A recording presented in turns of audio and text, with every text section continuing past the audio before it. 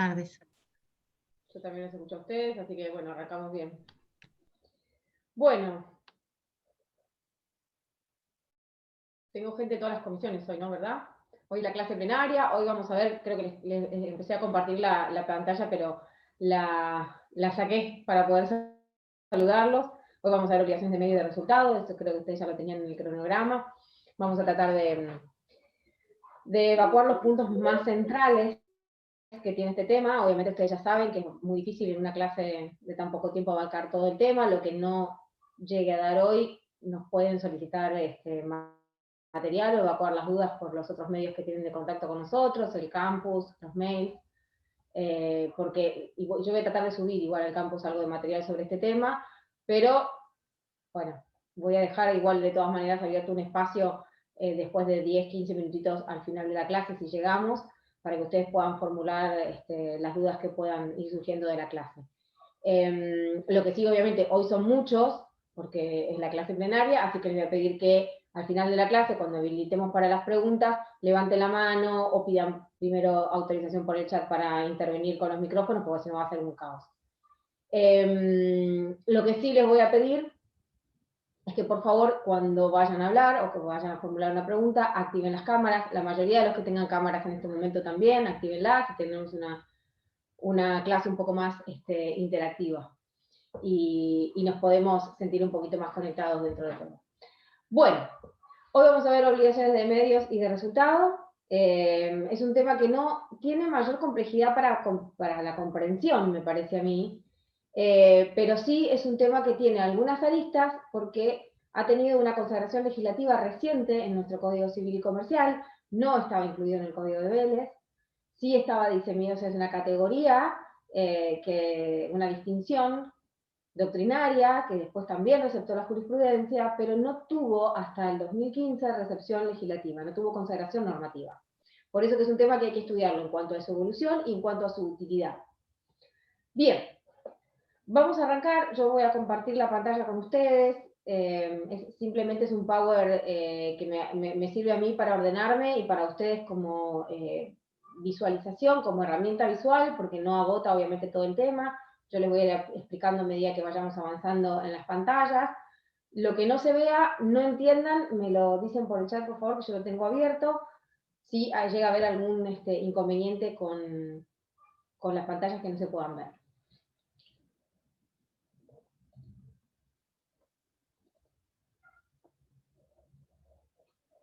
¿Ahí sí lo están viendo?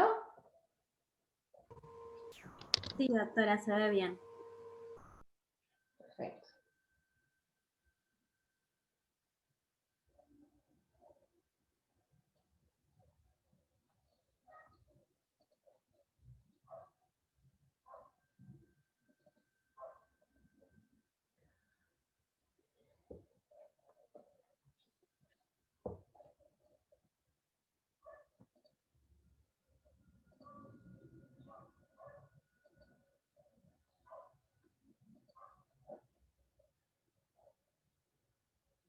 ¿Ahí lo están viendo pantalla completa?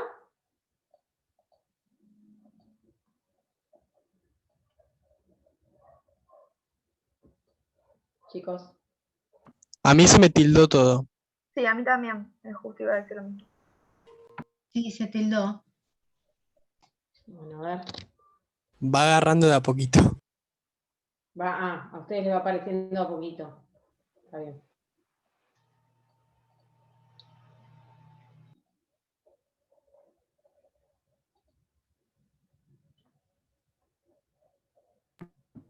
Creo que ahí está. A mí ya me apareció. Bien.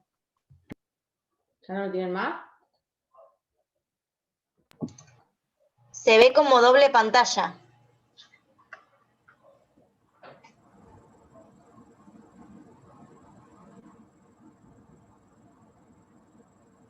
Ahora sí, ¿verdad?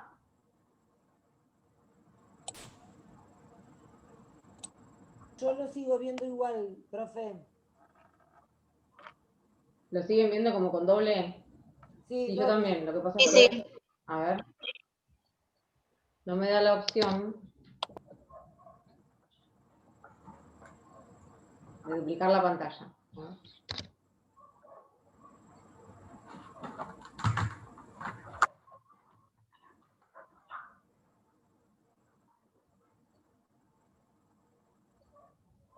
Ustedes ven la primera, ahí está, ahí me habilitó la opción.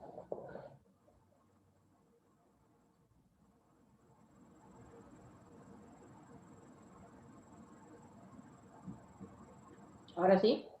Ahí Sí, se ve, ahí profe. Solamente ven lo que dice obligaciones de medida y de resultado, ¿verdad? Sí. La presentación, sí. Bien, no ven la segunda pantalla.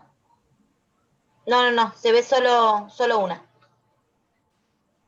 Bueno, vamos a arrancar por hablar un poquito de para qué sirven las obligaciones, de dónde estamos parados cuando hablamos de obligaciones de medios y de resultados.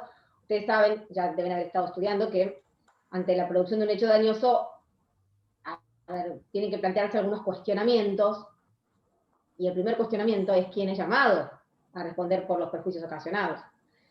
El segundo cuestionamiento son los motivos por los cuales esa persona debe responder y cuáles son las eximentes que puede invocar esa persona que está señalada para pagar la indemnización para evitar esa obligación.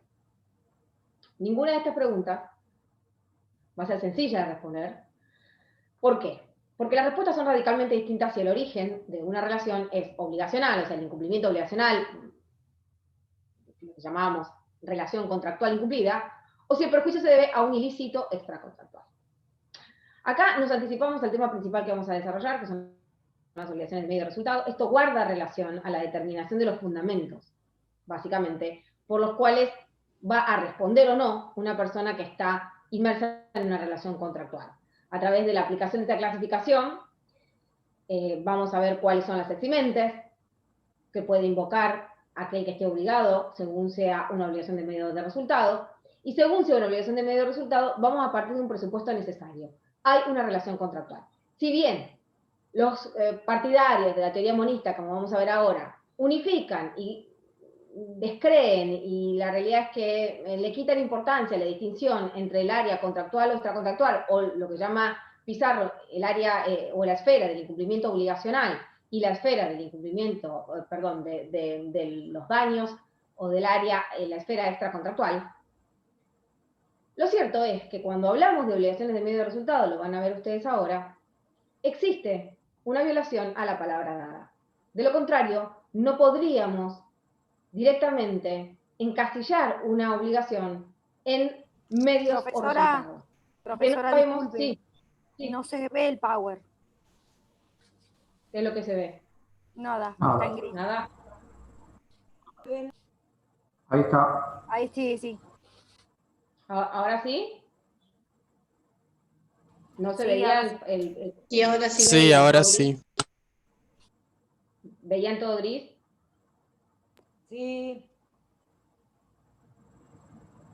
Bueno, a ver si puedo lograr con esto. Es complicadísimo. Porque ahora ven todo, ven toda la pantalla.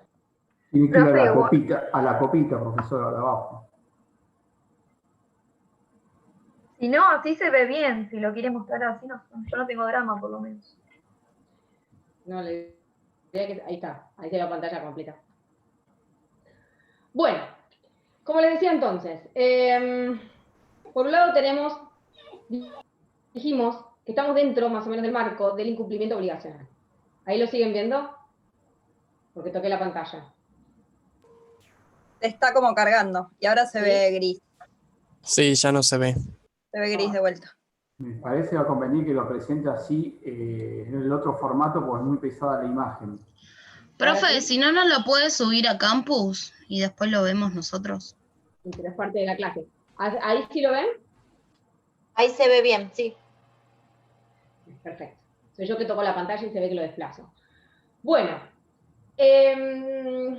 decía yo hace un rato que cuando hablamos de obligaciones de medios y de resultado, me interesa que ustedes se focalicen en que estamos dentro del área del incumplimiento obligacional. Que para poder, como vamos a ver ahora a lo largo de toda la clase, van a ver que si bien no hay parte de la doctrina que no distingue entre el área contractual y extracontractual para hablar de obligaciones de medio y de resultado, lo cierto es que para encasillar en las categorías de esta figura jurídica, de las obligaciones, de estas obligaciones de medio y de resultado, es necesario partir de la base de que estamos dentro de la esfera del incumplimiento obligacional. ¿Por qué? Ahora sí voy a dejar de compartir un segundito. Quería probar nada más si esto funcionaba, por lo visto no funciona muy bien. ¿Por qué les digo esto? Primero vamos a ver los antecedentes y después vamos a ver cómo llegamos hasta la cancelación normativa de las obligaciones de medio y de resultado. En primer lugar, dijimos que estábamos dentro de el área de la relación contractual. A través de la aplicación de esta clasificación, lo que vamos a buscar es establecer cuáles son los eximentes, quiénes va a responder, y en función de si la obligación es de medio de resultado, cuáles son los fundamentos por los cuales va a responder o no la persona sindicada como responsable del incumplimiento obligacional o del daño. Vamos a ver cuáles son los antecedentes. Se remontan al derecho francés. Ahora sí. ¿Lo están viendo? No. Ah, Dios. Esto va a ser caótico. Ahora sí. No. todavía no vemos nada. Ahora Profe, no sí. está dando para compartir. A ver.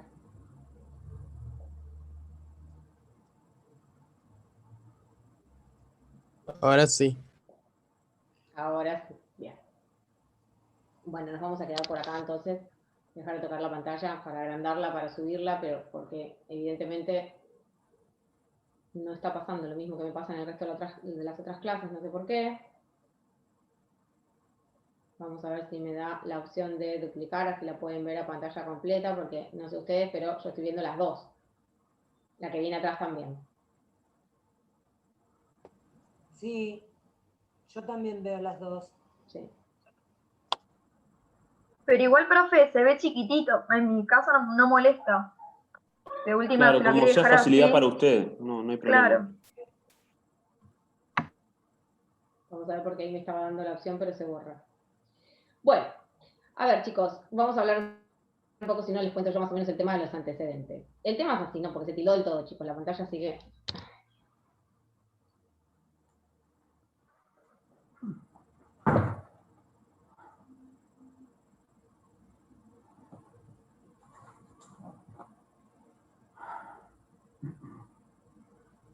Si no, profe, lo que puede hacer es avanzar y lo leemos desde ahí, no hay problema, se lee igual. Lo que pasa es que no, ahí está, ahí avanzó. Bien. No, es que recién lo tenía tildado y ni siquiera avanzaba. Bueno, en cuanto a los antecedentes, le dije hace un rato que tenemos que remontarnos al derecho francés. Fue en 1925, apareció la obra de René de Mock, que se llamaba Tratado de las Obligaciones. Esto fue un hito en la formulación de la responsabilidad contractual en forma paralela y autónoma a la responsabilidad extracontractual. Si bien de Mock era partidario de la teoría monista, es decir, que él unificaba, no distinguía en la mayoría de las cuestiones el área contractual del área extracontractual, lo cierto es que trajo esta obra una distinción importante que se mantiene hasta nuestros días en lo que tiene que ver con el área de la responsabilidad contractual y extracontractual.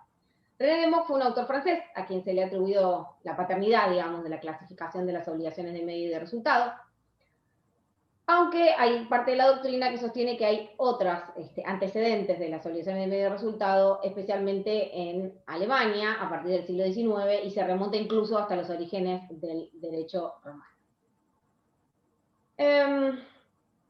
A ver, si bien es cierto que tenemos antecedentes mucho más atrás, fue de Mock el que sistematizó la idea de las obligaciones de medio de resultado, porque él partió de la base de que el deudor en ciertas ocasiones se obligaba solo a un obrar diligente, como se registran los casos de los médicos y de los abogados en la atención de un juicio. Acá ya más o menos, no sé si lo pueden ver, pero se los puse en como una fotito para que ustedes pudieran observar de qué se trataba. A ver si ahí puedo tener la opción de agrandarlo, me parece que no.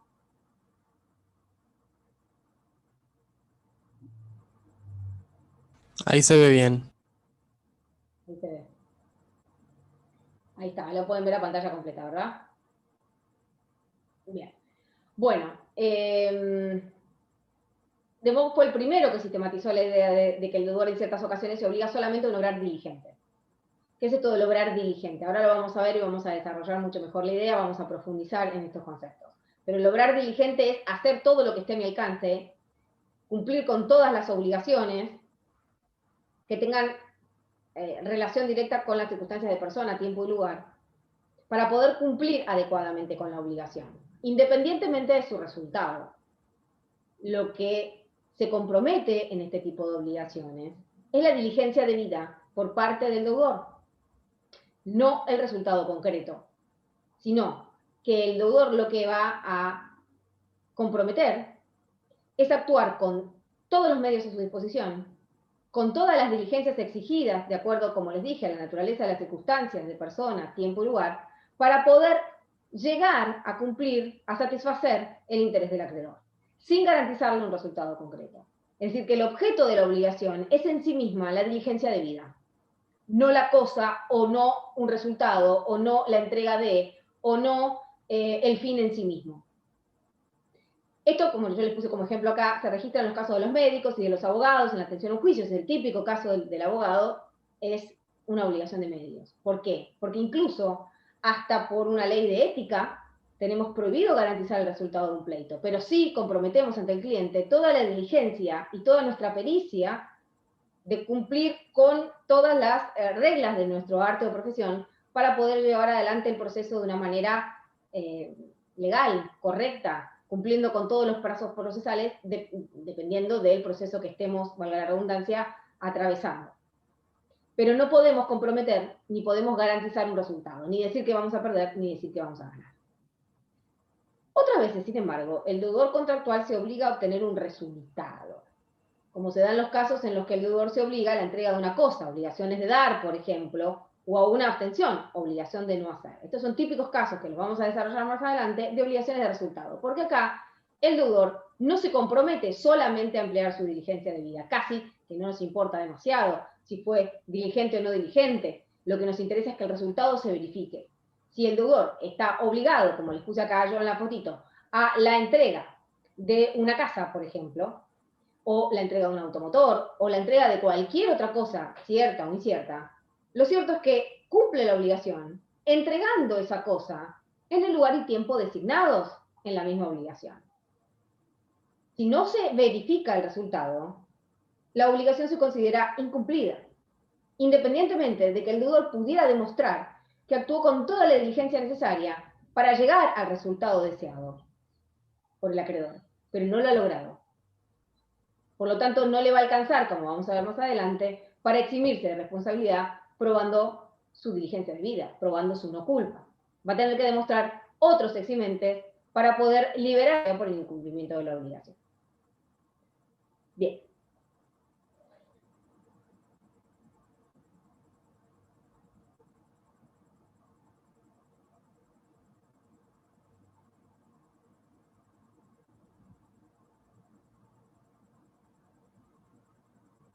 Esto me deja pasar la pantalla, que por lo visto ha decidido que no.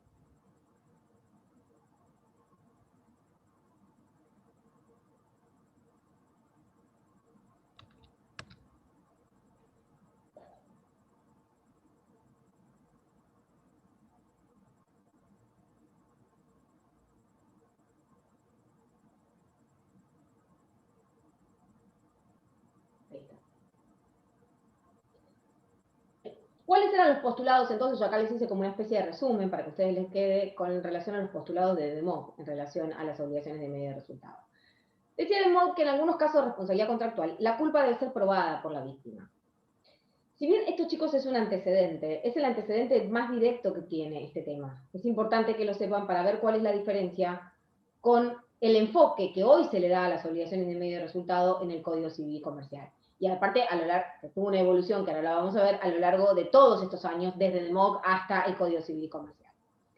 ¿Qué decía DeMock? Hablaba de que en los casos de responsabilidad contractual, la culpa debe ser probada por la víctima, como son los casos de responsabilidad de los médicos y de los abogados que atienden en un juicio a través de la demostración del obrar negligente, culpa de los obligados, mientras que en otros casos de responsabilidad contractual no hay necesidad de probar la negligencia del obligado. ¿Por qué? Porque se espera de este último la obtención efectiva de un efecto o consecuencia, debiendo ser el obligado quien debe demostrar la eximente correspondiente, caso fortuito, fuerza mayor. Si no logra esa prueba, responderá objetivamente, es decir, perdón, aún sin culpa. En el campo extracontractual, dice de Mock, puede haber supuestos en los que la ley exige un resultado, como el caso de los daños causados por el hecho de las cosas, en donde rige la inversión de la carga probatoria, por lo que es el guardián el que debe probar el casus para liberarse. Por esto de que de Mock no hacía diferenciación entre las obligaciones de fuente contractual o de las obligaciones de fuente extracontractual. Él decía que tanto en uno u otro campo de aplicación de la responsabilidad podían existir obligaciones de medios y de resultado. Él, por un lado, decía que eran obligaciones de medio y de resultado dependiendo de quién tuviera que probar la culpa para poder responsabilizarse o eximirse de responsabilidad.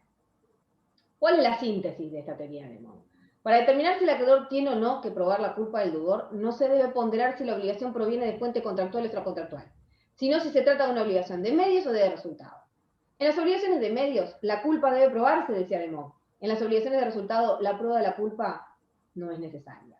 ¿Por qué? Porque en las obligaciones de resultado, de Mock decía que en aquellas en las cuales el deudor había comprometido un resultado concreto, al no verificarse el resultado, la culpa se presumía. Entonces, con culpa o sin culpa, iba a responder igual. Es decir, no era necesaria la demostración por parte del acreedor de la culpa del deudor para atribuir la responsabilidad por ese incumplimiento. Bien, ustedes como verán a dónde enfoca de Mock con esta teoría, esa es la carga de la prueba de la culpa. En definitiva, la teoría se aplicó en ese momento para distinguir quién debía probar la culpa del deudor y quién estaba en condiciones de eximirse de responsabilidad demostrando su no culpa. No lo focalizaba, como lo focalizamos ahora, que lo vamos a ver, como una clasificación útil a los efectos de determinar cuál es el factor de atribución aplicable y cuáles son básicamente los eximentes de acuerdo al factor de atribución aplicable. Directamente lo que hacía de Mock es clasificar las obligaciones en de medios y de resultado. En las de medios, la culpa debía aprobarse por parte del acreedor, es decir, si era una obligación en la que el deudor había comprometido actuar con la diligencia debida, pero sin garantizar el resultado, para probar que había incumplido esa obligación, lo que tenía que hacer el acreedor era probar la negligencia del deudor. En cambio, en las obligaciones de resultado, en las cuales al no verificarse el resultado concreto se presumía la culpa del deudor, el acreedor no estaba obligado, para poder atribuirle responsabilidad, a probar la negligencia de ese deudor.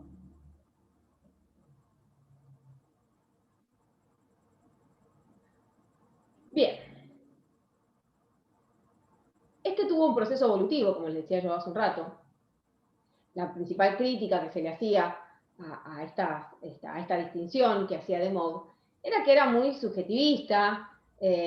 ¿Por qué? Porque estaba basada únicamente en la culpa, con el solo propósito, les puse yo acá, de fijar una directiva en materia de carga probatoria. Esto ha evolucionado y ha perdido gran parte de la relevancia en materia probatoria. Si bien en general en las obligaciones de medios la prueba del incumplimiento y de la culpa pesa sobre el acreedor que lo alega, nada impide que puedan consagrarse inversiones de la carga probatoria. En las obligaciones de resultado, en cambio, continúa siendo válido el principio según el cual corresponde al obligado demostrar la ruptura del nexo causal para eximirse de responsabilidad. La verdadera trascendencia de la distinción parece hoy deslizarse al plano del factor de atribución aplicable en el incumplimiento obligacional, como les decía yo hace un rato. Es subjetivo en las obligaciones de medios y es objetivo en las obligaciones de resultado.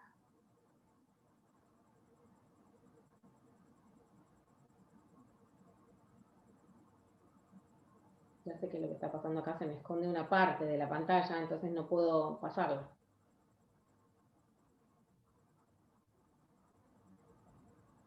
Bueno, de todas maneras, por un ratito, la vamos a dejar de compartir. Hasta acá más o menos vamos, ¿se va entendiendo más o menos de qué va el tema? A ver, desde Mock hasta acá, ¿qué pasó? Una larga evolución, precisamente por esto, por las críticas que le había hecho la doctrina con relación a la subjetividad que tenía esta teoría, y evolucionó hacia ser una clasificación útil y algunos autores como Pizarro, Vallespino, hoy ya consideran que es hasta necesaria para poder determinar si la obligación va a quedar amparada por algún factor de atribución objetivo o subjetivo. En la responsabilidad extracontractual, de Bock decía que tratándose de casos de responsabilidad por el hecho propio, la víctima tenía que probar la culpa de quien decía había causado el daño. Pero que sin embargo, en el mismo caso de la responsabilidad extracontractual, se debía al llamado hecho ajeno, era el llamado a responder por dicho hecho ajeno el que tenía que demostrar el eximente. ¿Qué pasa en la responsabilidad contractual? Que esto es lo que me interesa que se sepa, que es el campo del incumplimiento obligacional en donde estamos nosotros. De Bock decía, y en esto sí lo seguimos un poco, que en la responsabilidad contractual la culpa tenía que ser probada por la víctima, como son los casos de la responsabilidad de los médicos y los abogados. Pero que no hay necesidad de probar la negligencia del obligado si se esperaba, de este último, la obtención efectiva de un efecto o consecuencias. Se los puse yo en otra pantalla que ahora cuando los pueda volver a compartir, volvemos. Entonces eres el obligado el que debía demostrar la eximente correspondiente, el caso fortuito o la fuerza mayor. Y de no hacerlo, obviamente iba a responder objetivamente, es decir, aún sin culpa. De Bock decía que con esto él eliminaba la diferenciación entre la responsabilidad contractual o extracontractual en referencia a la culpa, pues tanto como en una u otra había como supuestos en que la culpa debía ser probada y otros en los cuales la culpa no debía ser probada. ¿Cuál fue la evolución de esta distinción, como yo les decía recién? Este proceso evolutivo de la distinción tuvo un viraje hacia el factor de atribución. Y hoy por hoy dijimos que este distingo entre las obligaciones de medio de resultado en el campo es esencial en el campo del incumplimiento obligacional. ¿Y por qué? Porque ahora yo les quiero explicar cómo funciona la determinación, o sea, cómo funciona la determinación de si una obligación es de medio de resultado en el ámbito del incumplimiento obligacional. Ustedes saben más o menos qué es el incumplimiento obligacional, ya más o menos a esta altura de la materia ya tienen distinguido cuando una obligación es de fuente contractual o extracontractual, independientemente de que esta mal llamada unificación de las esferas contractuales y extracontractuales unifiquen algunas de sus consecuencias. Pero sin embargo, la fuente de las obligaciones no se eliminó. La fuente puede ser contractual, es decir, que emana de la voluntad de las partes, de una palabra dada, que puede ser un contrato en sentido estricto o no. Se lo llama contractual porque se entiende que cuando hay un compromiso por parte del deudor de cumplir una obligación previamente contraída con el acreedor, es un contrato. Escrito o no escrito, independientemente de las formas. Ahora, cuando no existe ese contrato, estamos en el área extracontractual. Es decir, que la obligación, por ejemplo, de reparar, va a derivar de algún hecho ilícito. Por ejemplo, de la violación del deber de no dañar. Esta clasificación de las obligaciones de medios y de resultado, como les decía yo al principio de la clase, se torna mucho más relevante cuando estamos dentro de la esfera del incumplimiento obligacional.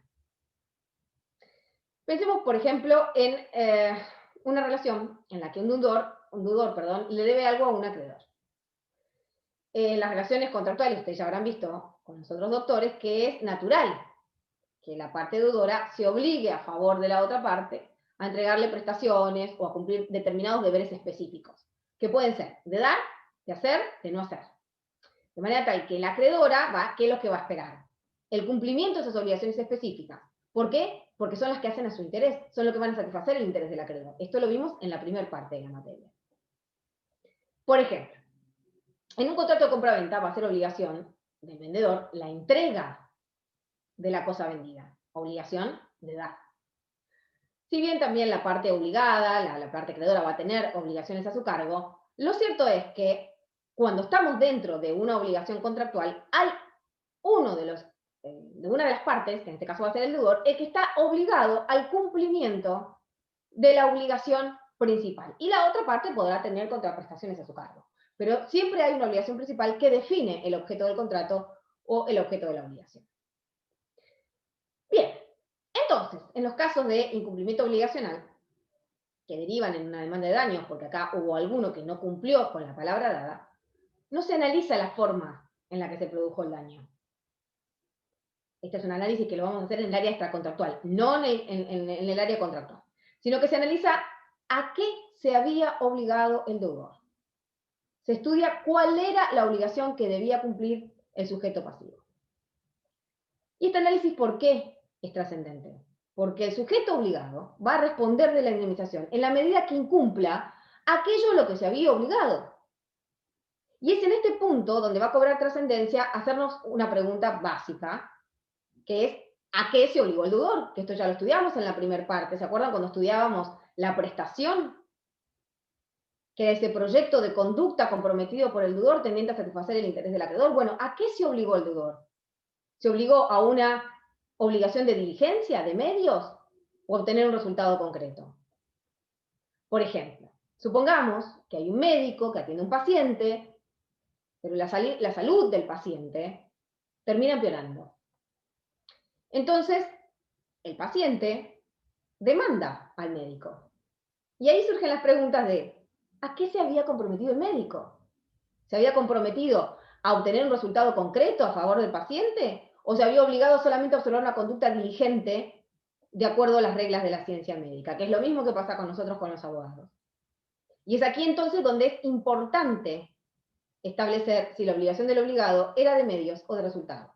Porque si la obligación era de medios, el obligado debía cumplir observando una conducta diligente y nada más. Que apunte, obviamente, a conseguir el objetivo apetecido por otra parte, aun cuando ese objetivo no se obtenga. O sea, camina hacia eso la conducta, pero no se garantiza. Por ende, si la obligación es de medios, el obligado debía, ¿qué? Diligencia. Y se exonera del perjuicio, ocasionado, obviamente, probando dicha diligencia. Es decir, su falta de culpa. Aun cuando se haya producido un perjuicio a la otra parte. En cambio, si la obligación que había asumido el deudor era una obligación de resultado, el deudor debía conseguir un efecto concreto en provecho de la otra parte. Y no le va a bastar, en este sentido, demostrar la conducta diligente para exonerarse de la falta de cumplimiento. Sino que lo que va a tener que demostrar es la imposibilidad de pago, que ustedes ya lo vieron, mediante el advenimiento de una de las eximentes, que también algo han visto en la primera parte, mediante el advenimiento de las eximentes que justifican la falta de prestación. Es decir, el caso fortuito, la fuerza mayor o el hecho de un tercero por el que no se debe responder, que puede ser la víctima u otro tercero por el que no. Sí. ¿Te hago por acá la pregunta o por el chat? No, decímela. No, en el caso, por ejemplo, de un médico, ¿cuál sería el eximente de responsabilidad en una obligación de resultado? ¿No sería directamente? No, ahora nos vamos a entrar mejor en ese tema, pero la actividad médica tiene distintas especialidades. Ahora vamos a analizar un poquito, si nos queda tiempo, a ver con cuál de ellas nos identificamos para hablar de obligaciones de medio de resultado. En general, la obligación del médico es de medios. ¿Por qué? Si bien dentro de la obligación de medios, y esto es una discusión doctrinaria que lleva años, lo mismo pasa con la obligación de los abogados, si bien dentro de una gran obligación de medios hay pequeñas obligaciones de resultado, por ejemplo, en el caso de nosotros los abogados no podemos garantizar el resultado del pleito, ni que vas a ganar ni que vas a perder. Es una gran obligación de medios cumplir con las reglas de nuestra profesión para llevar el proceso adelante. Pero dentro de esa obligación hay algunas pequeñas obligaciones de resultado, como por ejemplo contestar las vistas en término, contestar la demanda en término, presentarse a las audiencias. Esas son obligaciones de resultado. Pequeñas obligaciones de resultado, dicen algunos autores, dentro de una gran obligación de medios. Pero en general, el objetivo buscado por el cliente, que es ganar el pleito, no se lo podemos garantizar. Lo único que podemos garantizar es obtener, o sea, cumplir con todas las obligaciones a nuestro cargo para llegar, tendiente a llegar al cumplimiento de esa expectativa, pero no podemos garantizarla. Y no forma parte de la obligación tampoco. No nos pueden demandar por haber perdido, si es que cumplimos con toda la diligencia debida de acuerdo a la obligación que asumimos. Con los médicos pasa exactamente lo mismo. En general, la obligación del médico es una obligación de medios. Hay una discusión con relación a si la obligación de los cirujanos estéticos era una obligación de medios o de resultado. En algunos casos, cuando se trata de una cirugía reparadora, creo que parte de la doctrina ya estaba contesten que era una obligación de medios. ¿Por qué? Porque son cirugías que, por ejemplo, arreglar o curar, reparar un labio leporino. ¿Por qué? Porque también depende de otras predisposiciones del paciente y de otras circunstancias que no dependen del médico. Entonces puede que ese labio leporino, si bien tiene una expectativa de quedar mejor que antes, tal vez no quede como el paciente quería que quedara.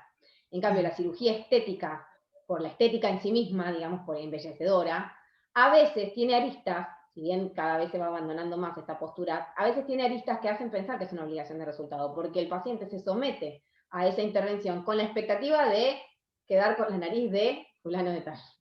¿Se entiende? O sea, se supone que se somete a esa intervención con la expectativa de un resultado concreto. Pero bueno, también con el tiempo esto se va relativizando cada vez más, porque también depende, y eso prácticamente es incomprobable para aquellos, para los ciudadanos de a pie, que no somos médicos, cuál es la predisposición que tenía el paciente a responder mejor o peor a la cicatrización, creo que tienen una especificación que son las cicatrices esqueloides, que hay pacientes que de acuerdo a la capacidad de cicatrización y a la vitamina D, creo que es, y al colágeno de la piel, cicatrizan antes, cicatrizan después, cicatrizan del todo o no cicatrizan del todo nunca. Entonces, teniendo en cuenta esas circunstancias, se entiende que hay incluso cirugías estéticas que también serían obligaciones del medio. Pero bueno, distinción aparte de casos particulares. ¿Cómo? Gracias por la aclaración. Distinción aparte de esos casos particulares, la obligación del médico se entiende que en general es una obligación de medios como la del abogado. Bien, dijimos entonces que por ende, si la obligación es de medios, el obligado debe diligencia. Entonces se va a exonerar ¿cómo? Probando su propia diligencia, es decir, la falta de culpa. Si la obligación es de resultado, les dije yo hace un rato, lo que va a tener que probar el obligado es la imposibilidad de haber cumplido. ¿Y cómo prueba la imposibilidad de haber cumplido? Algún eximente que rompa el nexo de causalidad. Caso fortuito, fuerza mayor, o el hecho, o sea, la causa ajena, el hecho de un tercero por el que no se deba responder, o el hecho de la víctima. ¿Se entiende? Ustedes ya han visto esto. Se le van a aplicar factores objetivos de atribución. Esto significa que dependiendo de cuál fue la obligación asumida por el deudor, de resultado o de medios, esto lo que va a determinar, como yo les decía hace un rato, es cuál será el factor de atribución de responsabilidad que se le va a aplicar en cada caso. Si la obligación fuera de resultado, el factor de atribución, ya lo habrán deducido ustedes, de responsabilidad va a ser objetivo. Pues se va a prescindir de la culpa y del dolo, de la subjetividad de la gente. Si el resultado no se produjo, no se concretó, el deudor es responsable. No a título de dolo culpa, no se presume la culpa, como decía de Mock, sino que se le aplica un factor objetivo de atribución. Va a responder por el solo hecho de no haber cumplido. Independientemente de que haya actuado con culpa o con dolo, eso es irrelevante a estos efectos. Va a cumplir, va a tener que, responder. Y la única manera de eximirse, lo vamos a ver más adelante y más concreto cuando veamos las eximentes, es probando la causa ajena. Sin embargo, si la obligación fuera de medios, el factor de atribución, como ya ustedes también habrán deducido, es subjetivo. Vamos a tener que probar, como acreedores, el dolo o culpa del contrario, para poder atribuirle responsabilidad por el daño causado, por el incumplimiento obligacional. Bien. Vamos con las definiciones, entonces, ya más o menos estamos en condiciones. A ver. Esto es toda una aventura. A ver si quiero compartir la pantalla. Acá lo encontré.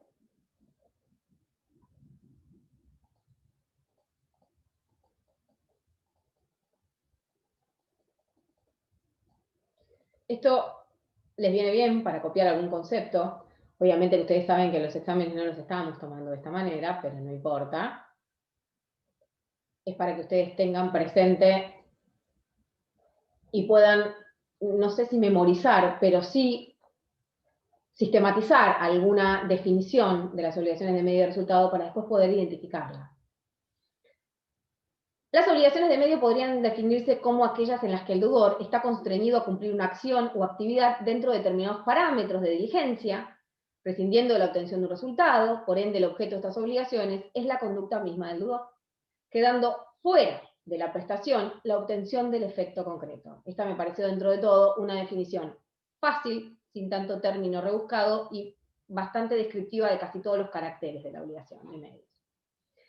Las obligaciones de medios son, por ejemplo, la de los profesionales liberales en general, como la obligación del médico, que asume la obligación de diagnosticar y tratar al paciente con quien contrata, pero que no extiende la obligación del profesional hasta el punto de sanar totalmente al paciente de su enfermedad.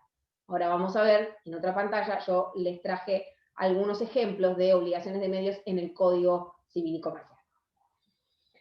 Las obligaciones de resultado. Bueno, podríamos definir las obligaciones de resultado diciendo que son aquellas en las que el deudor está constreñido a obtener cierto efecto material específico, sin tomar en cuenta como prestación la actividad diligente desplegada por el deudor para aquello. Por ende, en las obligaciones de resultado lo que es debido es el propio efecto material pretendido, y si este no es obtenido, la obligación del deudor se considerará no cumplida, aun cuando el deudor haya actuado en forma diligente. Como ejemplos de obligaciones de resultado pueden citarse las obligaciones que por su naturaleza son tales, como las obligaciones de dar y de no hacer. Bien, que son las obligaciones de abstención.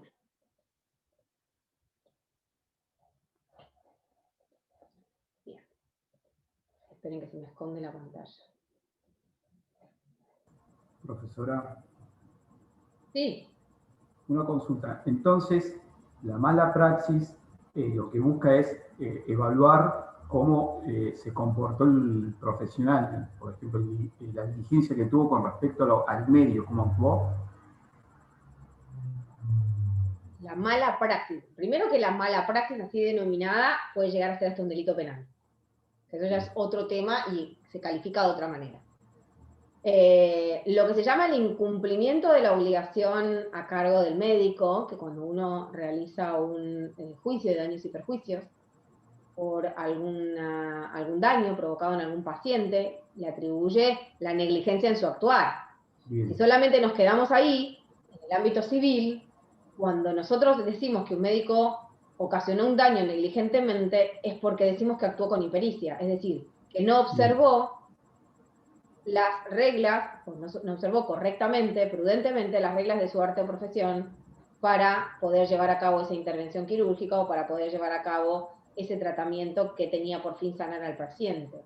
No estamos diciendo no me curó, estamos diciendo me ocasionó un daño por haber sido negligente, por no haber respetado las reglas de su profesión. Y ahí está un poco la prueba diabólica que ahora vamos a ver cuando veamos las cargas dinámicas de la prueba, cuál es el fundamento de esto, ¿no? Que a veces... Chicos, les pido que silencien los micrófonos. Vamos a ver cuál es el fundamento, porque muchas veces es diabólica la prueba a cargo del paciente que no la consigue, porque es difícil llegar a la historia clínica cuando ya el conflicto está generado, porque a veces la historia clínica no está completa, porque hay otras pruebas de lo que sucedió dentro del quirófano que están a cargo del equipo médico que no tenemos acceso. Entonces, ahora vamos a ver cómo funciona esto de las cargas dinámicas probatorias, que si bien es un tema procesal, el código de fondo lo trae, como para no dejarlo de lado y como para, digamos, fijar una base en la materia, para ver cómo funciona en el caso particular, por ejemplo, de las obligaciones con relación a los nosocomios, con relación a los profesionales médicos. Pero en general, lo que nosotros le atribuimos, o lo que intentamos probar cuando hablamos de negligencia médica, es la impericia. Es la culpa en su manifestación de impericia. Bien, ustedes algo creo que han empezado a ver cuando vieron factores subjetivos de atribución, de que la culpa tiene varias manifestaciones, y una de esas manifestaciones era la impericia, la negligencia, la imprudencia. Bueno, la impericia generalmente es una de las manifestaciones de la culpa que se aplica a las responsabilidades profesionales. Bien. ¿Le contesté, Martín? Sí, muchas gracias. Bueno, donde yo pueda acceder de nuevo a esto, que no sé qué es lo que le pasa, voy a pasar la pantalla.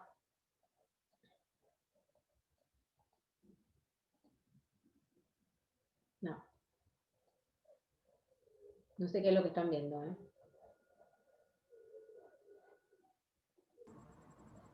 Definiciones. Bueno. Ahora nada. Ahora nada, no, pues yo tampoco estoy viendo nada porque lo saqué.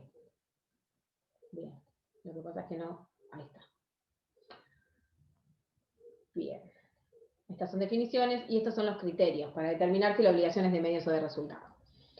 Esto es un tema, a ver, que es importante, porque cuando ustedes tengan que analizar una obligación, no va a venir tan fácil.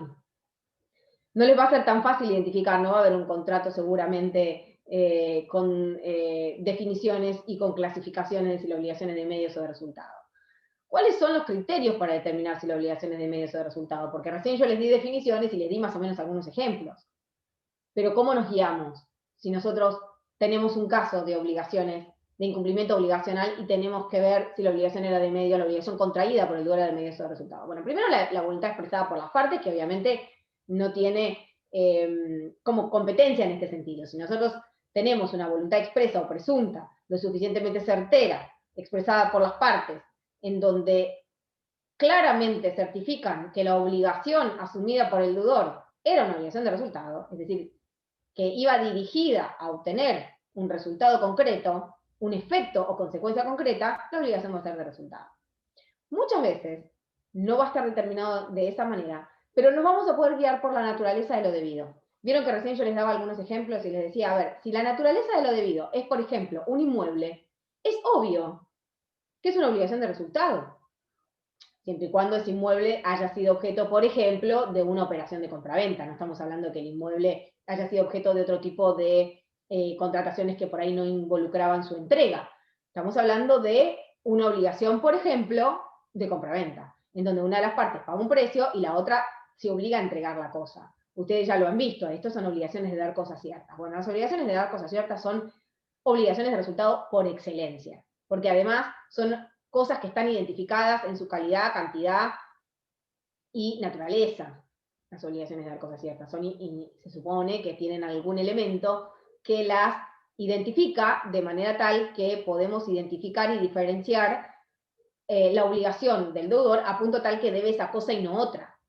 Esa es una típica obligación de resultado. Si no entrega la cosa, el deudor incumplió la obligación, independientemente de que pudiera acreditar que actuó con toda la diligencia debida tendiente a llegar a entregar la cosa en tiempo propio. No lo hizo. Bueno, la naturaleza de lo debido acá nos va a dar una pauta de si la obligación es de medio de resultado, por más que las partes no lo hayan especificado. Lo mismo si se trata de otro tipo de obligaciones, como por ejemplo el haber asumido una responsabilidad profesional o alguna de, por ejemplo, la obligación del mandatario o, por ejemplo, la obligación del corredor. El corredor de bolsa es una obligación de medios en sí misma. La naturaleza misma de esa obligación les está dando una pauta. Y otro criterio para determinar si la obligación es de medios o de resultado es el área. El área, ustedes saben que es aquella parte de la obligación que es aleatoria. Puede o no puede darse, como en el caso de las obligaciones de los abogados. Puede ser que ganemos el pleito, como puede que no, porque alguna prueba no alcanza, porque el criterio del juez es contrario a nuestra petición.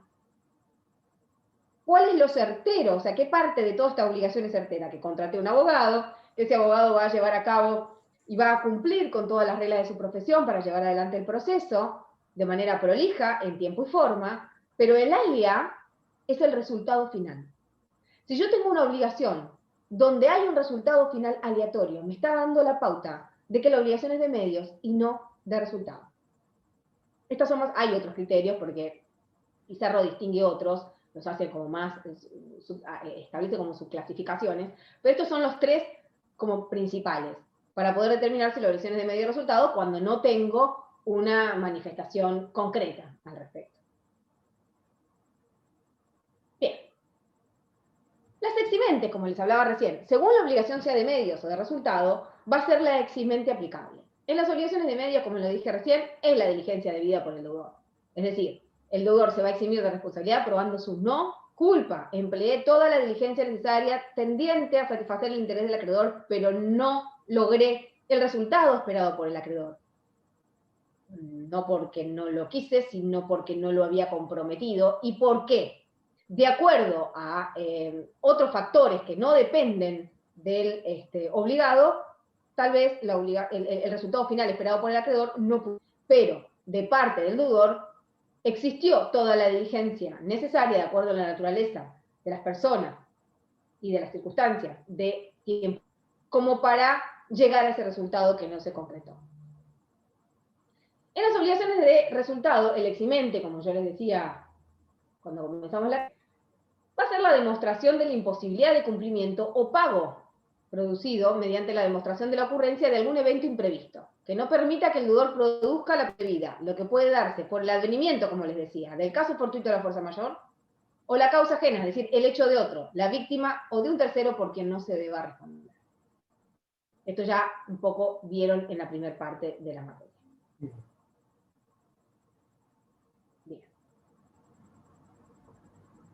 Esta es como la parte más importante, ¿no? La recepción normativa de las obligaciones de medios y de resultado en el Código Civil y Comercial.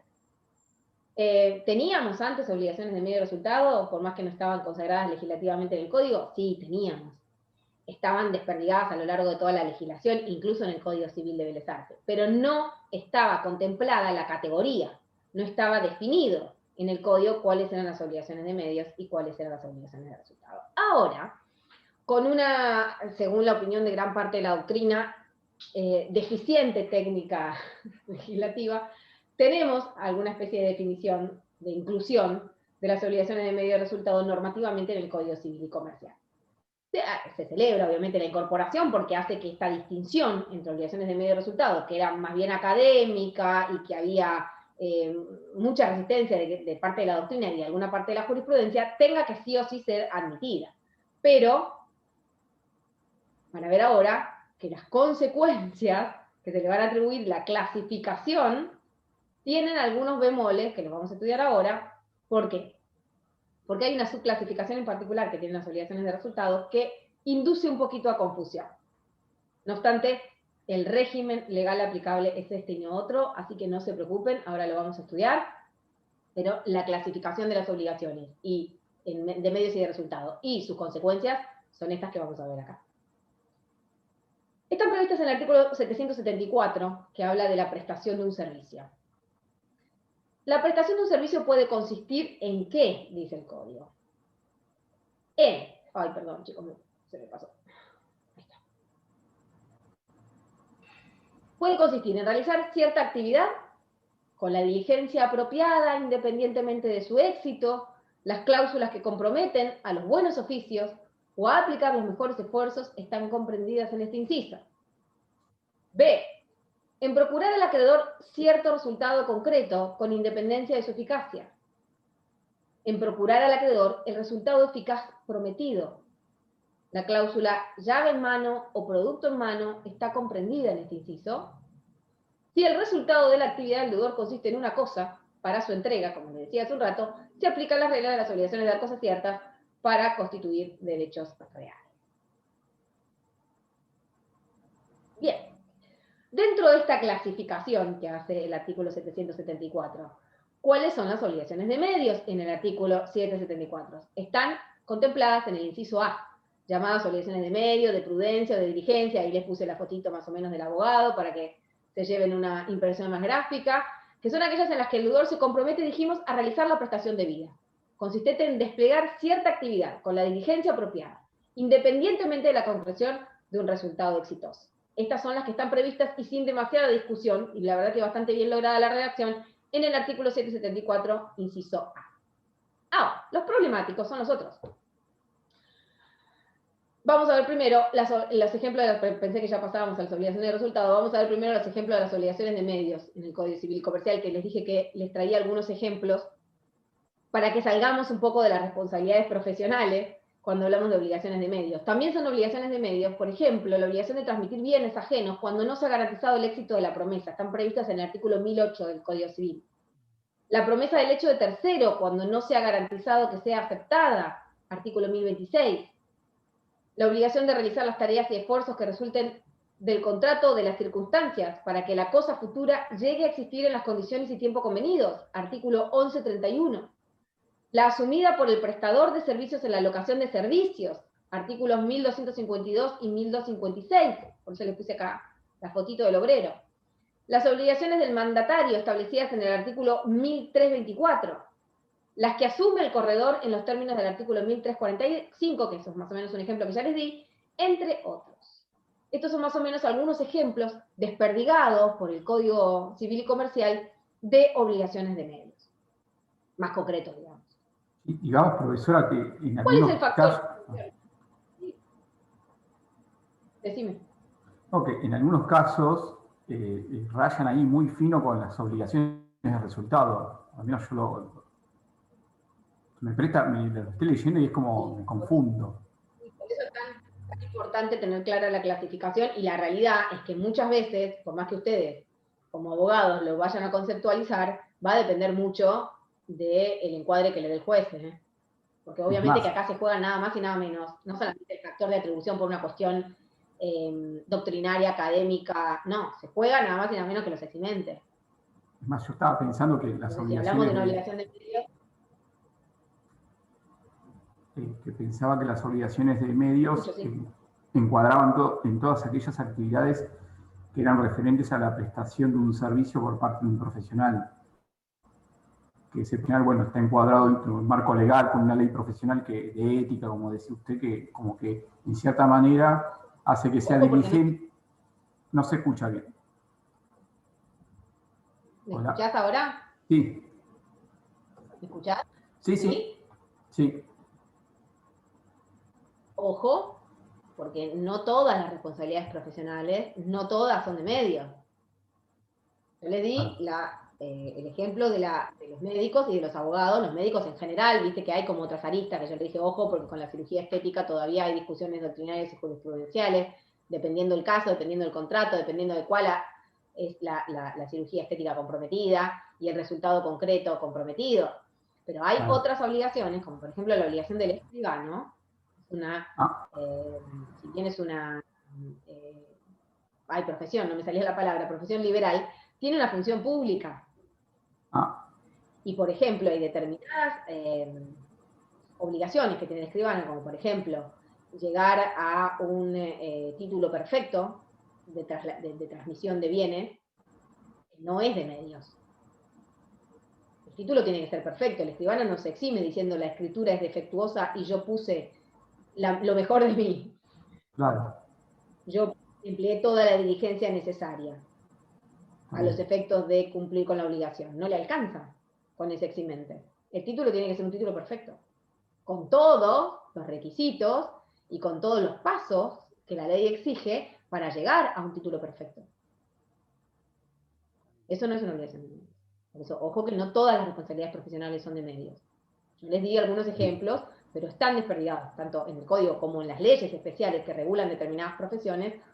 Otras regulaciones que te dan la idea, por eso yo les dije, tengan en cuenta y guíense por los parámetros también, para determinar si la obligación es de medios o de resultado, y no por el, digamos, encasillar ya como una obligación de estas de medios, estas de resultado. No, hay que tener en cuenta cuáles son los parámetros para determinar si la obligación es de medios o de resultado. A veces lo vamos a determinar por la voluntad de las partes, otras veces por la naturaleza de lo debido, y otras veces por el área propia de la obligación, y otras veces por otras circunstancias que van a surgir de la propia obligación.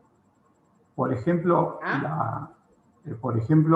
la actividad que desarrolla un contador público, ahí sería una obligación. Depende. Depende, la obligación del contador para presentar, si estamos hablando de presentar una declaración jurada, también en cumplimiento de todos los requisitos legales, es una obligación de resultado. Claro.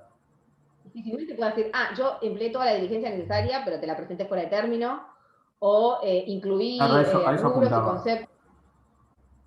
Claro. Está bien. No, va a depender de qué tipo de obligaciones estemos hablando.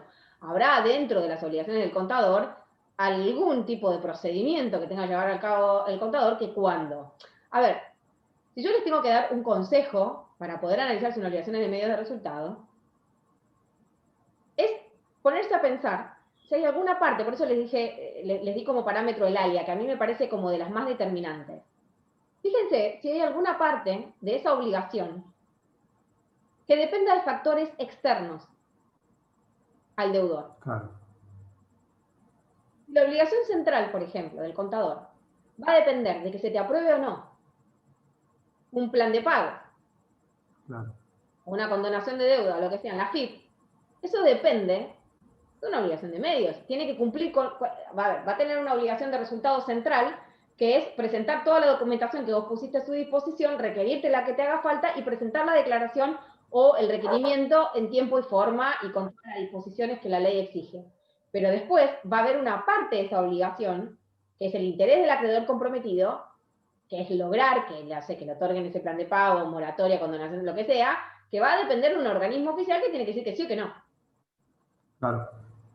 Yo, por ejemplo... Esa parte no va a depender de... Claro, yo a título personal conozco un contador que cuando tiene que dar, por ejemplo, un informe de auditoría con respecto a una empresa, hay momentos que dicen se abstiene de opinar.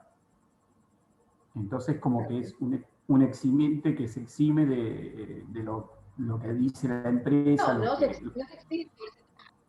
Vos me estás hablando del caso de un peritaje. Sí, un peritaje o una auditoría, por ejemplo, que se hace de manera independiente el contador a una empresa, que lo contratan para auditar. Lo que pasa es que el contador en algunos casos tiene como hasta facultades fedatarias, ¿no? Porque es como que está dando fe que lo que auditó es lo que la empresa realmente generó. Está bien. Si se abstiene será para eximirse de algún tipo de responsabilidad, pero no sé si apunta a eso particularmente a las obligaciones de medios y de resultados. Bien. La obligación de resultado de él es cumplir con la auditoría. Vamos a ver cuáles son los pasos que tiene que cumplir a tales efectos. No puede decir, yo empleé toda la diligencia necesaria, pero no lo audité bien. Está bien. No, porque ahí hay un resultado que no depende de factores externos. Es él nada más. Exactamente, sí, sí. Por eso le digo que es un buen dato. Es un buen dato para tener en cuenta que en el plan prestacional existan factores que sean extraños y ajenos al deudor que determinen el resultado. Bien. En este caso no es una obligación de resultado. Por lo menos no el resultado final. Listo. Gracias. Bien, los factores de atribución entonces, que se aplican a las obligaciones de medios, es el factor subjetivo, como les decía yo hace un rato. Las obligaciones de medios son atrapadas, como dice Pizarro, por el principio de la culpa. Artículos 1721, 1724 y concordantes del Código Civil y Comercial, y excepto disposición legal en contrario, la carga de la prueba de la culpa pesa sobre el acreedor, por lo dispuesto por el artículo 1734. Excepción, cuando el legislador invierte la carga probatoria y a partir de ciertos extremos fácticos presume la existencia de culpabilidad, poniendo en cabeza al demandado la prueba en contrario. Ahora vamos a ver, ¿qué es esto que yo le explicaba al principio de las cargas dinámicas probatorias? ¿Qué es esto de las cargas probatorias dinámicas? En el artículo 1735 del Código Civil establece que dentro de las facultades judiciales el juez puede distribuir la carga de la prueba de la culpa o de haber actuado con la diligencia debida, ponderando cuál de las partes se halla en mejor situación para aportarla. Si el juez la considera pertinente, durante el proceso, debe comunicar a las partes que aplicará este criterio, de modo de permitir a los litigantes ofrecer y producir los elementos de convicción que hagan a su defensa.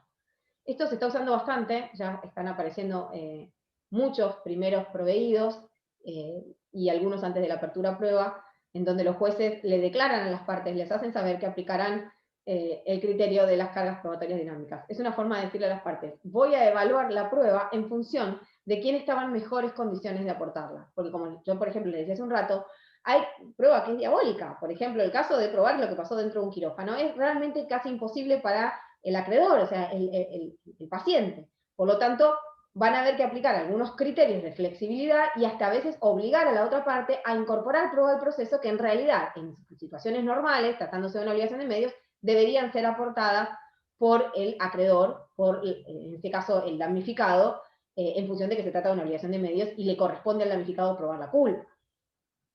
Bueno, hay casos en los cuales, excepción hecha por la ley, se flexibiliza esta situación, si bien esta es una norma eminentemente procesal, o sea, esta es una teoría de las cargas probatorias dinámicas, es una teoría procesal, pero la incorpora al código de fondo como para darle la trascendencia que tiene que tener, ¿no? Ustedes ya más o menos han visto cuando estudiaron los principios de la reforma, cuál es la intención del legislador cuando involucra cuestiones procesales o normas procesales en un código de fondo, ¿no? Que es esto de darle la base a las provincias para que sus jurisdicciones en sus códigos procesales no puedan escapar a estas cuestiones.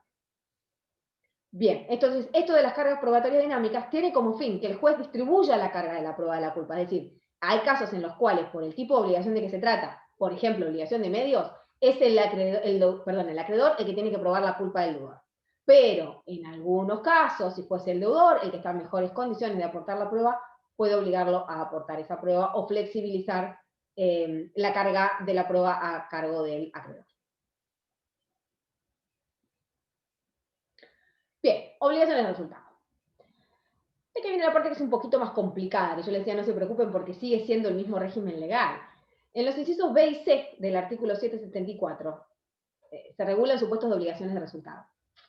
Se distinguen dos pretendidas, dice Pizarro, subespecies de obligaciones de resultado. ¿Por qué pretendidas? Ahora vamos a ver por qué. Porque en el inciso B dice, están las obligaciones de resultado ordinarias o de resultado simple, en las que el deudor se obliga a procurar al acreedor cierto resultado concreto con independencia de su eficacia. Es decir, compromete el resultado, pero si es eficaz o no, no me hago responsable. En el inciso C está lo que parte de la doctrina había propuesto como una subclasificación de las obligaciones de resultado, están las obligaciones de resultado grabadas, también llamadas de garantía, en las que el obligado se compromete no solo a la obtención de un resultado, sino que además garantía su eficacia al acreedor. Tal lo que sucede con la cláusula de llave en mano o producto en mano. Acá el meollo de la cuestión es qué se entiende por eficacia. Pizarro dice, la diferencia entre una y otra subespecie de obligación de resultado se edifica alrededor de la noción de eficacia. ¿Qué significa eficacia? Bueno, según el diccionario de la lengua española, es la capacidad de lograr el efecto que se desea o que se espera. Ese efecto que se desea o se espera está ligado causalmente al interés del acreedor, lo cual supone tener que buscar, o sea, bucear un poco, no solo en el objeto de la obligación, sino también en la causa generadora, es decir, la intención que tuvieron las partes al momento de contratar. No obstante, tanto en las obligaciones de resultados simples, que es la del inciso B, como en las obligaciones de resultado eficaz prometido, que serían las cuasi agravadas, estas del inciso C, el deudor se obliga a alcanzar el resultado. Siempre, siempre, tanto en una como en otras, siempre se obliga a alcanzar el resultado, porque solamente a través del resultado puede concretarse precisamente ese efecto que se desea o que se espera. ¿Cuál es la crítica que se le hace a esta diferencia de tipología? Según Pizarro, la pretendida diferencia entre una y otra, esto sí se los puse en la pantalla para que ustedes ya lo puedan tener como un resumen, porque la crítica es larguísima, ¿no? O sea, tanto Pizarro como otra parte de la doctrina hace una crítica bastante encendida en relación a esta subclasificación en obligaciones de resultado simples o atenuadas y de obligaciones de resultado gravadas. En realidad lo que dice Pizarro es que esta pretendida diferencia entre una y otra tipología no anida en que una se deba a un resultado eficaz y en la otra no. En ambas buscamos que el resultado sea eficaz. Si no, ¿para qué queremos el resultado? Debe entenderse por resultado eficaz lo que es igual. O lo que es igual dice, como se determina, calibra y modula ese resultado eficaz. O sea que la diferenciación no es en cuanto a si el resultado es eficaz en una categoría y en la otra no, sino en qué debe entenderse por resultado eficaz. Es decir, cómo se determina ese resultado, cómo se calibra, cómo se modula, es decir, qué tan importante es la eficacia en una u otra obligación. Pero el resultado siempre va a ser el resultado comprometido, y si no se verifica el resultado, el deudor responde. No importa qué tan eficaz o qué tan menos eficaz haya sido para el acreedor.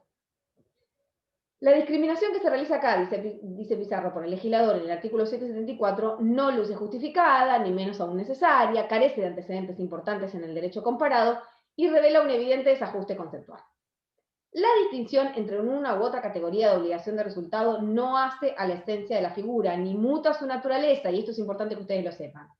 Tampoco tienen incidencia decisiva en el régimen jurídico aplicable a una y otra tipología. En ambos casos la responsabilidad es objetiva, en función del artículo 1723, sin perjuicio de que haya algunos matices en algunos casos puntuales. Lo que quiero que les quede claro con esto es que si bien hay una subclasificación en la segunda parte del artículo 774, cuando habla de las obligaciones de resultado, las dos son de resultado, y el régimen jurídico aplicable es el mismo. ¿Qué vamos a tener que verificar en una u otra obligación? Si se produjo o no se produjo el resultado. Y si no se produjo el resultado, el factor de atribución aplicable en uno y otro caso es el objetivo. Va a responder independientemente si actuó con dolo o con culpa. Va a responder por el solo hecho de no haberse verificado el resultado. Profe, Bien. perdón. Sí. ¿Por qué entonces hace esta distinción? Sí, porque me parece que tiene que ver con una postura doctrinaria. Fíjense que una de las... primero que el código tuvo varios autores y varias, ¿cómo se diría? Varias comisiones para poder ser redactado. Una de las críticas, que yo no me quise extender en eso porque quise como centrarme en lo importante para el examen, una de las críticas que se le hace a la teoría de las obligaciones, a la subclasificación de obligaciones de medio de resultado, es que es muy simplista. Dice que solamente distingue dos categorías, obligaciones de medio y de resultado, y que se olvida todo lo que hay en el medio, y que en realidad proponían, entre ellos creo que estaba Alterini, en lo que tiene que ver con el ámbito nacional, estuvo Alterini dentro de esa crítica proponiendo que se ampliara un poco la categoría, que no existieran solamente obligaciones de medios y de resultados, sino que dentro de las obligaciones de medios pudiéramos prever alguna subclasificación que estableciera matices, y dentro de las obligaciones de resultados precisamente proponían la ampliación de la categoría, la ampliación de estas tipologías en obligaciones de resultado atenuadas u obligaciones de resultado agravadas. Entonces creemos que el código recepta un poco de la crítica a la clasificación bipartita, si se quiere, en las obligaciones de medio y de resultado como dos extremos que bueno, que en definitiva es eso, son obligaciones de medio, son obligaciones de resultado. No hay mucha, lo que dice Pizarro está bien, o sea, si ustedes quieren si se quiere subclasificar a los fines didácticos, académicos, o incluso para graduar, por ejemplo, las indemnizaciones, perdón, a los fines de la cuantificación, bueno, eso se puede graduar igual, independientemente de que le busquemos una subcategoría a la obligación de medios y de resultado. No sé si se entiende a lo que voy. Una obligación de resultado incumplida es un objetivo no cumplido por el deudor, de manera tal que va a ser responsabilizado por esa no concreción del resultado. Ya sea que la obligación de resultado sea agravada o la obligación de resultado sea simple, es decir, que no hubieran comprometido ningún resultado eficaz. Solamente un resultado. No sé cómo sería un resultado no eficaz. A ver, pongámonos a pensar en esto. Si un deudor se compromete a realizar una actividad, que en realidad esto va a tender a ser una obligación de resultado, porque por ejemplo se trata de la obligación de entregar una cosa, y el acreedor está de acuerdo, es decir, contrae esa obligación con el deudor y dice, yo quiero que me entregues esa cosa, a cambio de una contraprestación en dinero, lo que sea, no veo, o sea, esta es la crítica que hace la doctrina, no veo gran parte de la doctrina, cuál sería la virtualidad o la relevancia de distinguir si ese resultado es eficaz o no. No se supone que todos son eficaces. No se supone que el acreedor tuvo en vista un resultado eficaz al momento de comprometer su interés en esa obligación. ¿Le interesa ese resultado? Porque es eficaz para él. Lo que aparentemente ha hecho esta subclasificación, como lo dice Pizarro, es tratar de establecer alguna especie de graduación entre una obligación de resultado en donde la eficacia, es decir, donde eso buscado, la eficacia del resultado era muy importante para el deudor, y en aquellos casos en los cuales el deudor solamente se contentaba o satisfacía su interés con el cumplimiento del resultado. Por ejemplo, la entrega de un automotor. Pero habrá otros casos en que la obligación es de resultado, en donde la garantía de eficacia, es decir, que ese resultado además le va a resultar fructífero, por ejemplo, o eficaz para su negocio o para lo que sea, es realmente tenido en cuenta por el deudor al momento de contratar, por el acreedor, perdón, al momento de contratar. Entonces, al momento de graduar por ahí una indemnización o de cuantificar el daño producido por el incumplimiento, tal vez haciendo esta distinción se podría coadyuvar a estos parámetros para cuantificar el daño. Si la obligación es de resultado agravado, si la obligación es de resultado simple. Pero en definitiva, todavía no hay, como dice Pizarro, muchos antecedentes ni en el derecho comparado ni en la jurisprudencia nacional que se esté utilizando esta subclasificación para cuantificar, para graduar o para medir, digamos, si la obligación es de resultado agravado o de resultado simple. Son obligaciones de resultado y ante la verificación de su incumplimiento debe ser condenado, obviamente, el deudor a reparar los daños ocasionados o a pagar lo que le corresponde pagar como consecuencia del incumplimiento obligacional, y la graduación de la indemnización, es decir, la cuantificación de los daños, van a depender de la prueba de ellos, ¿no? Como van a ver ustedes más adelante cuando hablen de cuantificación de daños. Pero no sé si depende exactamente de una subclasificación teórica que se haga en el código. Ya veremos más adelante si la doctrina y la jurisprudencia sigue discutiendo sobre eso y si se recepta en alguna jurisprudencia, pero por el momento no. Por eso es que dice Pizarro y gran parte de la doctrina que es una distinción básicamente estéril. Bueno, chicos, estaríamos más o menos con el tema. Llegamos bastante bien, nos sobran unos 5 minutitos. Si ustedes quieren hacer alguna pregunta, los escucho.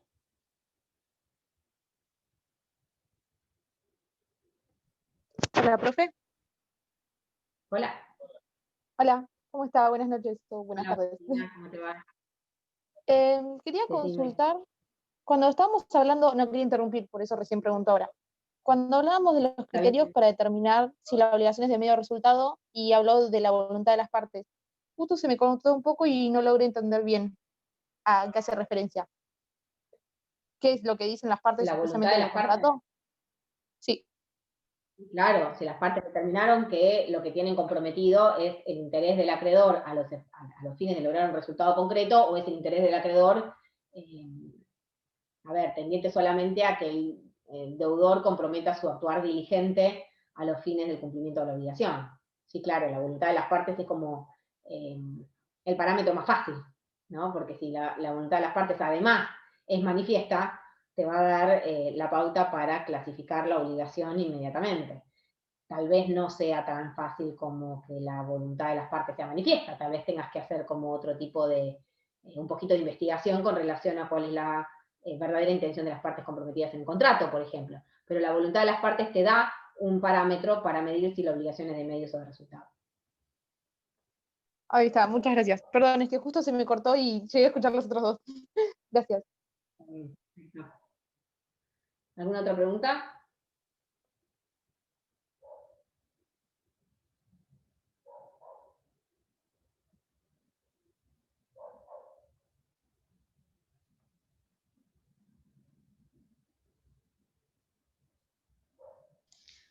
Una pregunta. ¿Qué pasa cuando en la obligación de resultados, cuando la responsabilidad es objetiva y por quien no tiene que responder? ¿Vos decís el ¿Qué pasaría en eximente? ese caso? El eximente, sí. ¿Qué pasaría en ese caso? ¿Cuál es la pregunta? ¿Un ejemplo me decís? ¿Cómo sería? Sí, porque no me doy cuenta bien en el caso de que no tuviera que responder. A ver, ¿te acordás cuando, esto sí ya lo empezaron a ver, las eximentes genéricas de responsabilidad cuando se aplicaban factores objetivos de atribución? Caso fortuito, fuerza mayor. O el guardián. Sí, en la terminología del viejo código, la culpa de la víctima es un tercero por el que no se deba responder, ahora es la causa ajena, es decir, el hecho de otro, el hecho de un tercero por el que no se deba responder, y esto lo incluye a la víctima. Son eximentes que vas a tener que probar a ver si esto interrumpe el nexo de causalidad, es decir, a ver si el daño fue ocasionado por el actuar de un tercero por el que no se deba responder, o por el caso fortuito de la fuerza mayor. ¿Se acuerdan cuando estudiábamos caso fortuito que veíamos cómo incidía en el nexo de causalidad? Esta conexión que tenía que haber entre el hecho y el daño interrumpía ese nexo de causalidad, porque en realidad el daño no había sido provocado por el hecho o por el incumplimiento del deudor, sino por el caso fortuito o por el hecho de un tercero. Sí, pero yo me refería a si era el resultado o no, digamos, si influía en algo o no. Si es de resultado, espera que no te estoy entendiendo la pregunta. A ver, si la obligación es de resultado. Sí. En este caso, en los casos en los que se aplica el factor objetivo de atribución, y por lo tanto los eximentes, los factores objetivos de atribución, son las obligaciones de resultado únicamente, no las obligaciones de medio. Bien. Bien. Entonces, si la obligación es de resultado, y una de las eximentes es el hecho de un tercero, ahí ¿cuál sería la duda? ¿Ahí cuál sería qué? Vos me dijiste, si la obligación es de resultado, y uno de los eximentes es el hecho de un tercero, por el que no se va a responder, por ejemplo, de la víctima, ¿cuál sería la duda ahí? No me doy cuenta en un ejemplo concreto. Suponete, ¿cuál sería el caso ese? Puede ser, perdón, es que lo Mira, que estoy preguntando, A ver, si la obligación se extingue o no. Puede ser, sí. Viene por eso ese estás lado. preguntando, Mercedes, si la obligación se Sí, viene por ese extingue. lado. No me Sí. expresé bien. Sí, o sea, tiene las consecuencias, perfecto, gracias Martín. Sí, perfecto, se extingue la obligación. ¿Por qué? Porque si el deudor no pudo cumplir, vieron que yo les dije cuál es el eximente que hay que probar en los casos de obligaciones de resultado. La imposibilidad de cumplimiento. La imposibilidad de cumplir por el caso fortuito fuerza mayor. O en el caso que vos me preguntaste, por el hecho de un tercero por el que no se va a responder, o por el hecho de la víctima. Bien, bien. En este momento se exime de responsabilidad y la obligación se extingue, sí, obvio. Perfecto, gracias. A menos que haya una cuestión en el medio que haya cedido la deuda, no lo sé.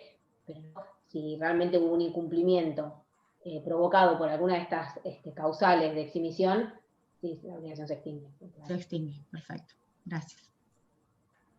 No, de nada. ¿Alguna otra pregunta?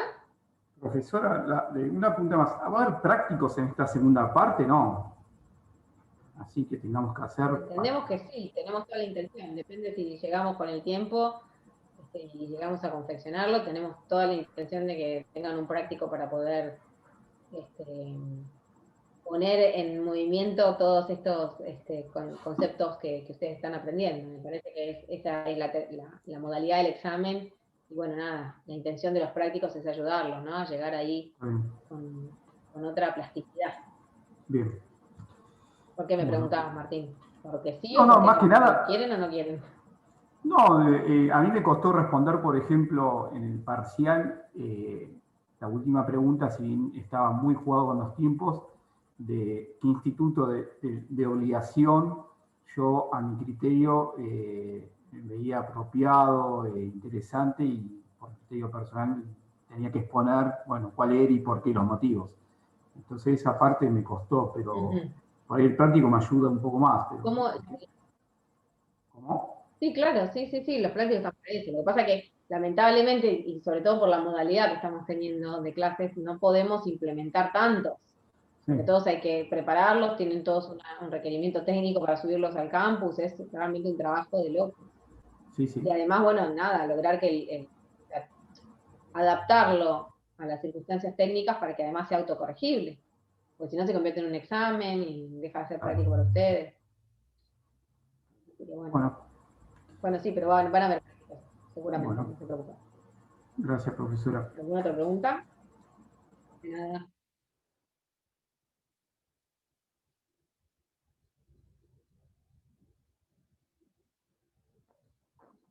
Marcos.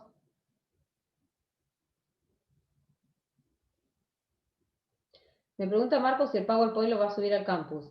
Sí, lo subo al campus, no hay problema. Lo voy a poner como novedades. O sea, va a desaparecer después. No va a quedar dentro de las unidades, sino que se lo subo como novedades, no hay problema. Y si alguno necesita material, tengo algunos artículos de Bueres y de Vázquez Ferreira que voy a tratar de subírselos también, a ver si... El de Bueres me parece un poco complejo, pero bueno, sirve para agregar letra a la discusión doctrinaria y a las críticas en cuanto a la distinción entre obligación y medio de resultado, porque en realidad el que más aportó en toda la evolución, o sea, de los doctrinarios argentinos, que más aportó en toda la evolución de esta clasificación desde de Mogué hasta acá, es Bueres, precisamente. Profesora, otra pregunta. Ya que estoy, aprovecho y le consulto. Yo vengo siguiendo la materia con Vallespino, Pizarro. ¿Me sigue sirviendo para la segunda parte? Sí, porque Pizarro y Vallespino creo que el manual es la parte general, ¿puede ser? De obligaciones. Sí, tomo toda uno. la parte general, lo que no tienen ahí es la parte... ¿La parte de...? No se escucha. La parte de daño, la responsabilidad civil, no la tienen en ese manual. No, de eso no hay nada, pero sigo con esta bibliografía y voy bien, entonces. Sí, con este sí, material. sí, sí, ustedes hasta que terminen obligaciones, los tratados de obligaciones, o sea, nosotros dividimos la materia en dos para poder tomar los parciales, y por una cuestión de plan de estudio, pero la materia es una sola. Entonces los manuales y los tratados traen todos los temas que comprende la materia de obligaciones. Así que obviamente que después del primer parcial le sigue sirviendo el mismo manual, sí, por supuesto.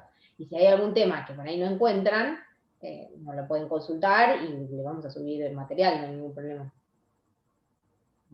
Y a mí Pizarro por lo menos es lo que más nos gusta, digamos, en la cátedra, lo más moderno aparte. Hay otros que también, creo que López Mesa, que lo tienen a disposición, que también es excelente. Lo que pasa es que me parece un poco menos didáctico nada más. Es extenso, me parece, López Mesa, los temas. López Mesa es un tratado. Tiene alguna visión distinta a Pizarro en algunas cosas, aparte. Bueno. ¿Alguna otra duda? Bueno, chicos, vamos cerrando entonces la reunión.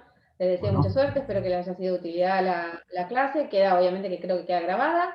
Y bueno, nos vemos con mi comisión de los jueves, nos vemos mañana con la comisión 3 y con los demás hasta la próxima clase plenaria. Muchísima suerte a todos. Gracias. Gracias, por profesora. Hasta luego. Buenas tardes.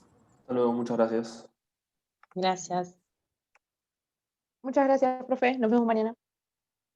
Hasta luego, hasta mañana.